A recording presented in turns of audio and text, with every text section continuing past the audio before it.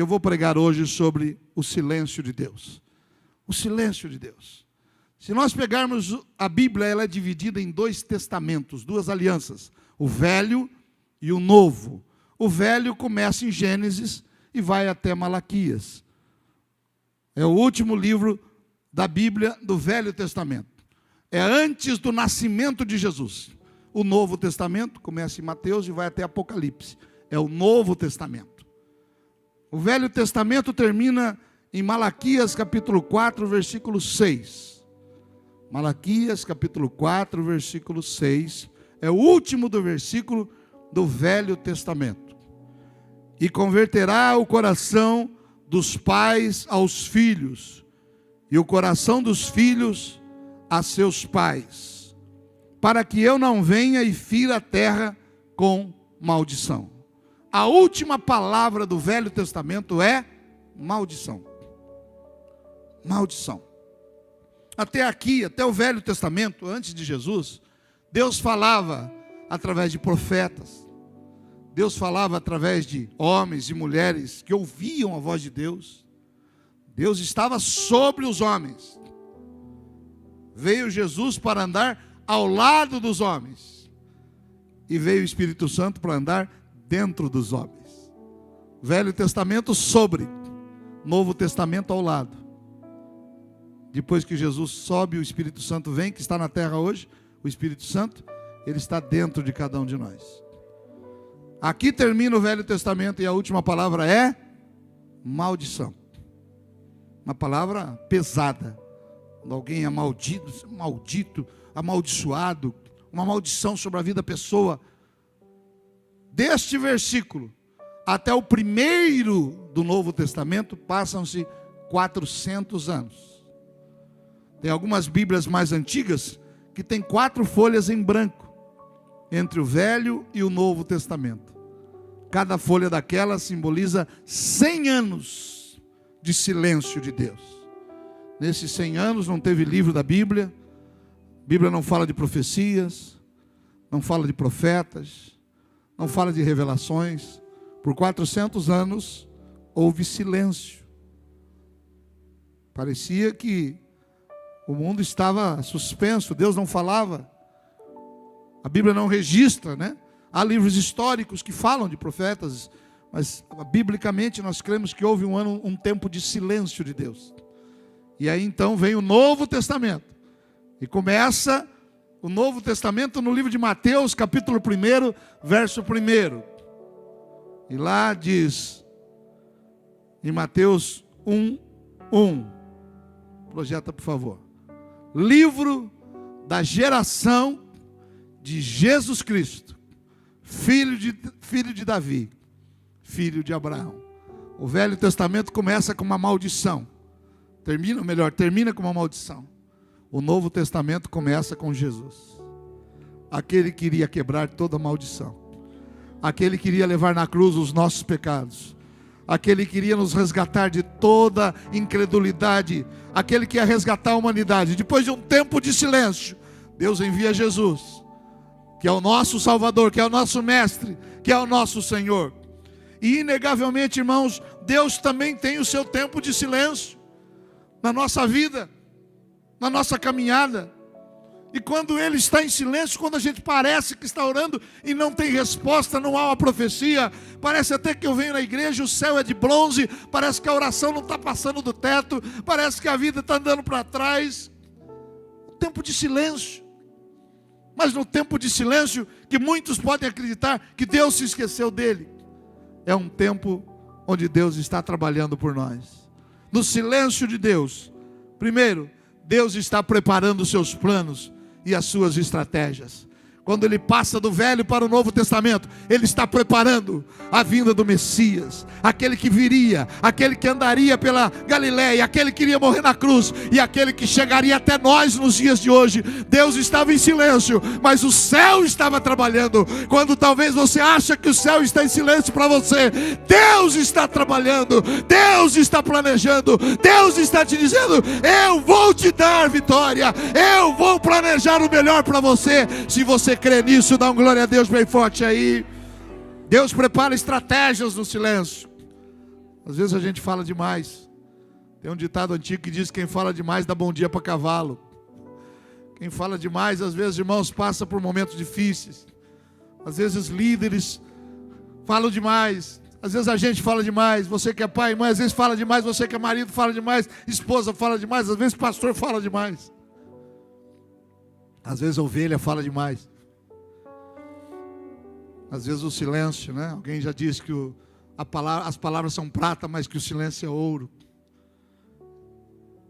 No silêncio Deus traça estratégia. Segunda coisa, no silêncio de Deus não significa que Ele está inerte, de braços cruzados, esperando para ver o que vai acontecer. Deus continua no controle de todas as coisas. Nós tivemos agora, recente, passamos por uma pandemia, já estamos saindo dela, graças a Deus. E alguém diz, puxa vida, onde estava Deus nessa pandemia?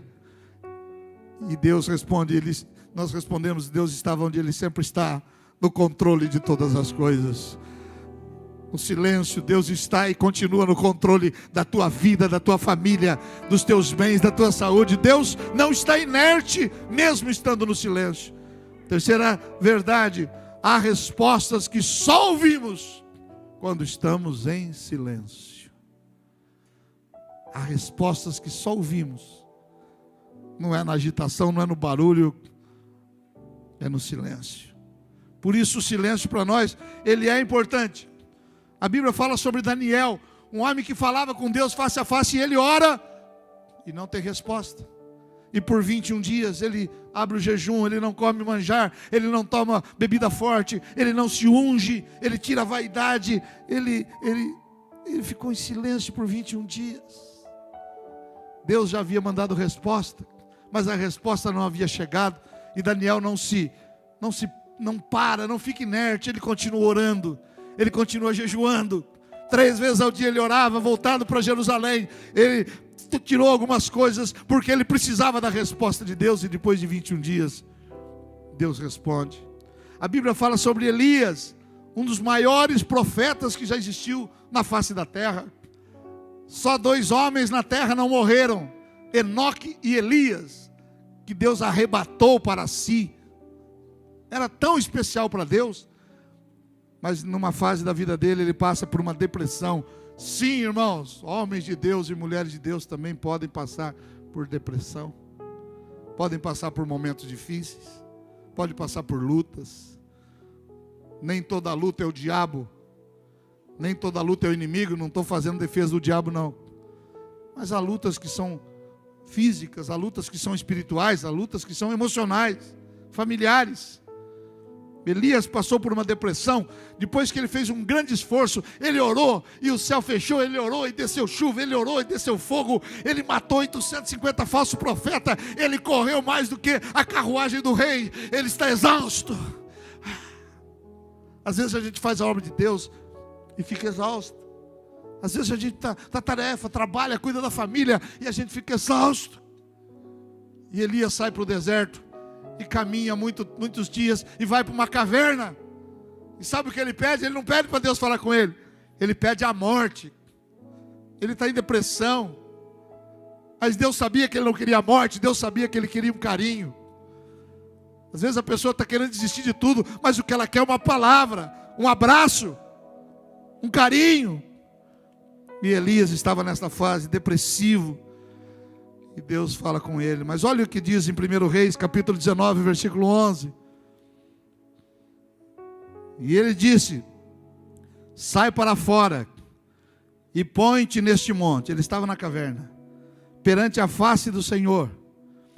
E eis que passava o Senhor, Deus passava por ele, como também um grande e forte vento, que fendia os montes e quebrava as penhas. Vento tremendo, diante da face do Senhor. Porém o Senhor não estava no vento. Diga, Deus não estava no vento. Se puder, pode projetar a letra, por favor. 1 Reis 19, 11 em diante. Porém o Senhor não estava no vento. E depois do vento um terremoto. Diga, terremoto. Também o Senhor não estava no terremoto. Versículo 12. E depois do terremoto um fogo. Diga, é fogo. mais forte aí, irmão. Fogo. Porém, também o Senhor não estava no fogo. Tem gente que, não, tem que ser fogo, a igreja é fogo puro, a minha vida é fogo puro, não é fogo puro. Deus não manifestou no fogo. É o terremoto. Oh, meu Deus, eu tenho que ver anjo. Se eu não ver anjo, eu não acredito. Nem sempre você vai ver anjo. Pastor, eu sei que Deus falou porque eu sinto arrepio do lado direito. Se for do lado esquerdo é coisa ruim, mas se for do lado direito é Deus. Nem sempre você vai arrepiar, irmão. Eu tenho que chorar. Eu sou chorão. Mas nem sempre a gente chora. Elias queria ouvir a voz de Deus. Deus não falou com ele no vento. Deus não falou com ele no terremoto. Deus não falou com ele no fogo. E depois do fogo, uma voz mansa e delicada, um silêncio, que dizia: o que você quer, Elias?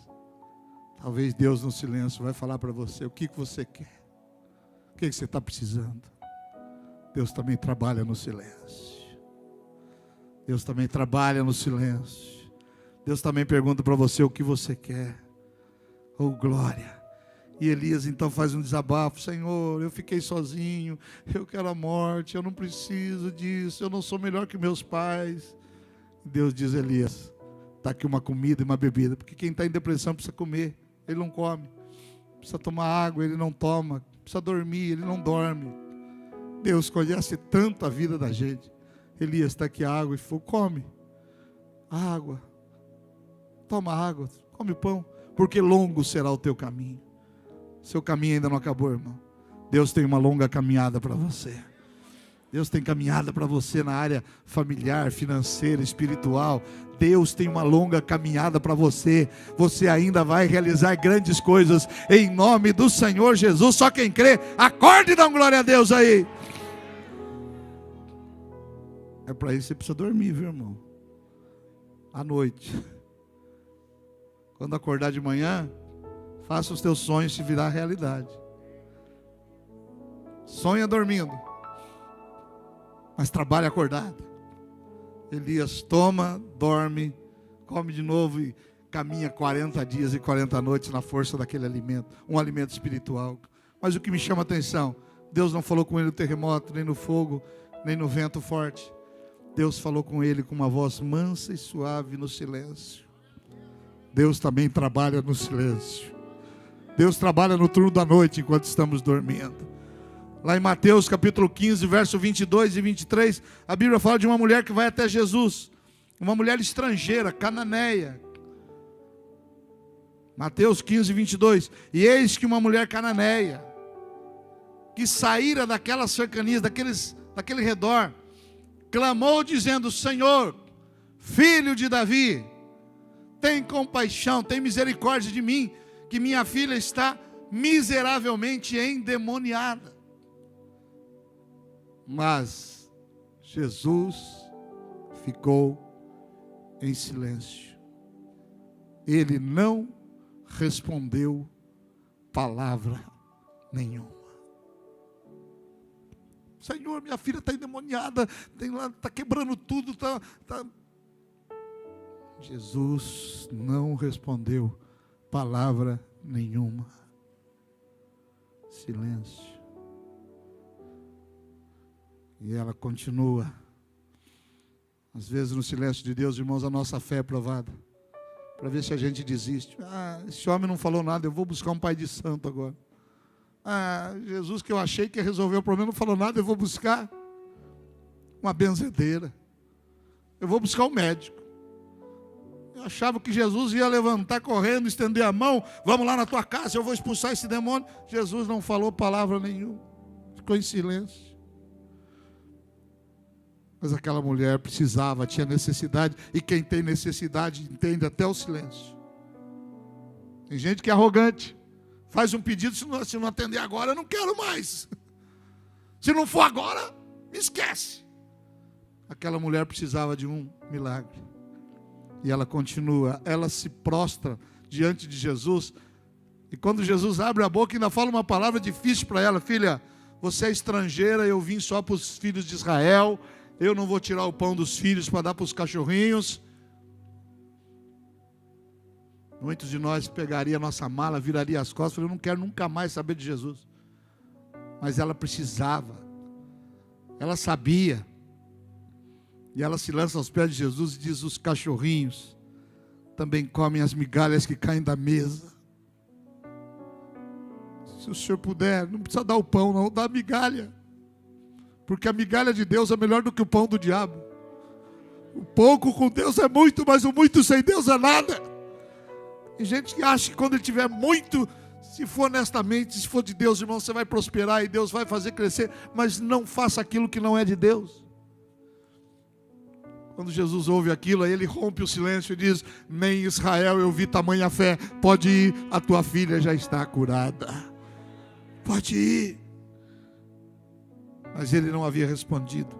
O silêncio de Deus trouxe a solução. Uma mulher que tinha um fluxo de sangue há 12 anos, e ela pôs no coração, ela diz, eu vou tocar em Jesus. Ele não precisa orar, não precisa falar, não precisa pregar, não precisa pôr a mão, eu vou tocar na veste, e eu serei curado. E vocês conhecem a história. Aquela mulher, depois de 12 anos, ela sente que a sua hemorragia está estancada. Jesus não precisou falar palavra nenhuma. Bastou a fé dela para tocar em Jesus. A sua presença aqui hoje, irmãos, faz a diferença. Talvez você não vai receber uma unção na mão, na cabeça, mas a sua presença diante de Jesus faz diferença. E você vai ser abençoado. E você vai ser abençoado. Quando Deus se cala, isso não significa que Deus não está interessado. Deus está interessado em cada detalhe da nossa vida. Ele nunca está ocupado demais para ouvir você. Não significa que Ele te abandonou.